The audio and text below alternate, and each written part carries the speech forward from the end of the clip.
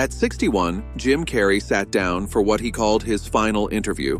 The man who spent his life making millions laugh was finally ready to reveal the truth. For years, fans sensed something dark beneath his manic joy. In 2025, Carrey admitted he'd been on Prozac since the 1980s, fighting a quiet despair that never left. But the real shock came when he spoke about his father's suicide attempts and the breaking point that reshaped every performance he ever gave. Jim Carrey was born on January 17, 1962, in Newmarket, Ontario, the youngest of four in a cramped, struggling home. His father, Percy, was a jazz saxophonist turned underpaid accountant, and his mother, Kathleen, battled chronic illness. Jim grew up watching his father's dreams fade and learned early that hard work didn't guarantee stability. At 8, Jim discovered comedy in the mirror, molding his face into characters that mesmerized everyone around him. By 10, he wrote to Carol Burnett claiming he was already a master impressionist. Her polite reply became his fuel. At school, he turned every class into a stage, earning the nickname Rubber Face and using laughter to distract himself from the family's financial strain. Everything fell apart in 1975 when Percy lost his job. Rejections piled up, bills drowned the family, and Percy took a $4 an hour janitor job. Within months, they lost their home and lived for nearly 2 years in a Volkswagen camper van near Lake Ontario. The kids slept in a tent through freezing nights, washed in gas stations, and worked factory night shifts to survive. By 16, Jim dropped out of school to work full-time and care for his mother, whose condition had worsened.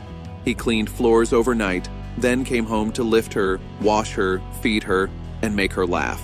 Humor was his survival mechanism, even as fear and exhaustion consumed him. In 1982, everything shattered. Jim found his father unconscious after a suicide attempt, the third time Percy had tried.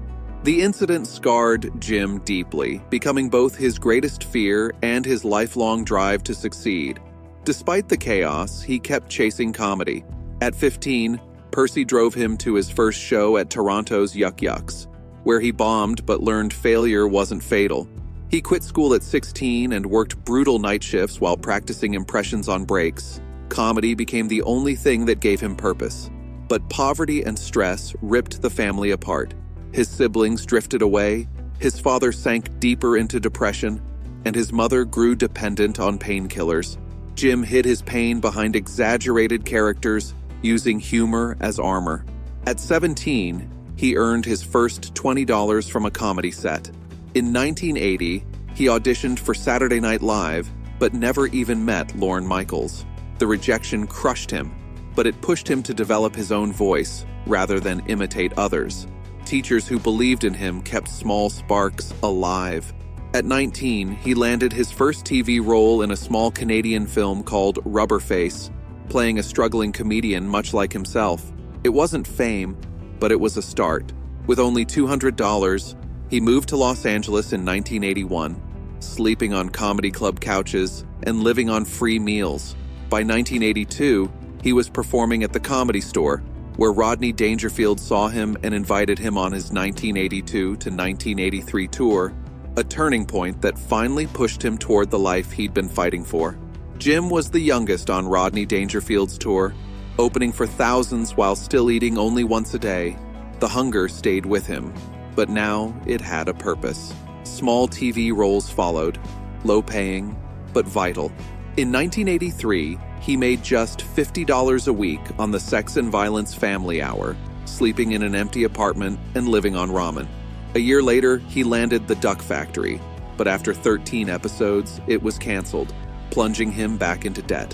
In 1985, he finally tasted success with Once Bitten, a modest hit that put his name on the map. But his personal life spiraled. An arrest for marijuana, a brief affair, and rising cocaine use during endless rehearsals. He auditioned for Saturday Night Live 3 times, always rejected.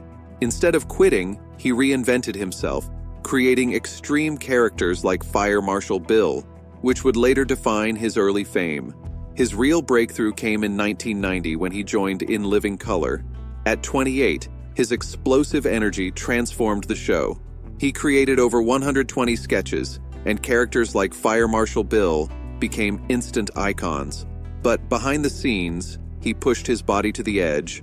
Rapid weight changes, dangerous stunts, and injuries that he worked through anyway. Fame grew, but so did the strain. He relied on Adderall to survive the brutal schedule. His marriage to Melissa Wimmer crumbled, and by 1995, they divorced. By 1994, Jim Carrey's career exploded. Ace Ventura turned a $15 million film into a global hit, with Carrey improvising nearly half the lines and becoming Hollywood's newest superstar. But fame came at a cost. His fees soared from $350,000 to $20 million, and he suffered a nervous breakdown on the Dumb and Dumber tour, using cocaine to keep going.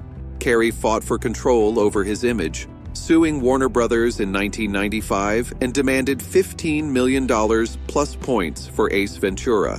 When Nature Calls, which earned $212 million, though he clashed with the script over offensive content.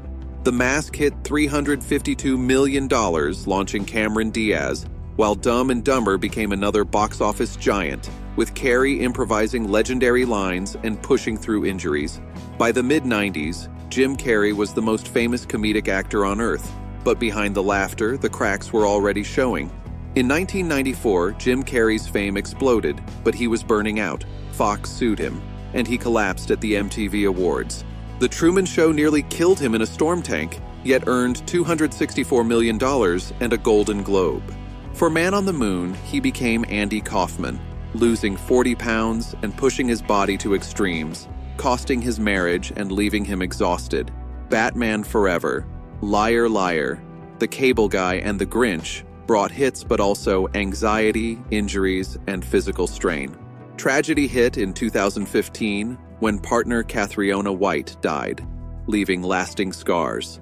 Eternal Sunshine of the Spotless Mind showed a raw Carrey, but long shoots, his daughter's autism, and his father's death weighed heavily.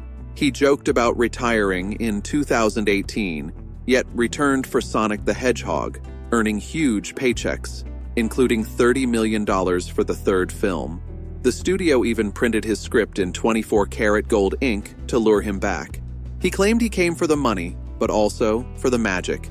Dumb and Dumber, to made $166 million, though Carrey disliked the rushed script. Off-screen, scandals surfaced around the film's financing.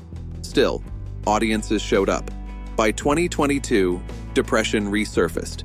He'd been on Prozac since the 1980s but quit, saying it was better to feel pain than nothing. The number 23 haunted him, pushing him into therapy.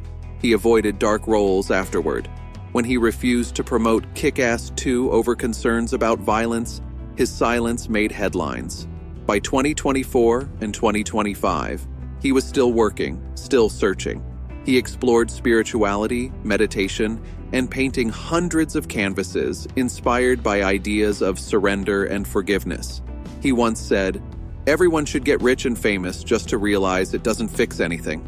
After decades of hits, scandals, breakdowns, lawsuits, reinventions, and global success, Jim Carrey's films had earned over $1 billion. But his greatest pursuit wasn't fame anymore. It was peace.